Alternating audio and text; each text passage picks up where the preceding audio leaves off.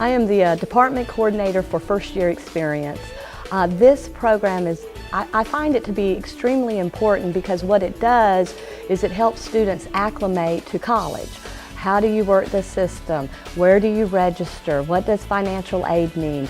How do you stay eligible for financial aid? And for students, especially those who have been out of school for a while, who are coming back, they tend to be a little scared and intimidated. And so what I try to do is help them realize that this is like any other challenge in their life. They just have to step up to the plate and work through the challenges.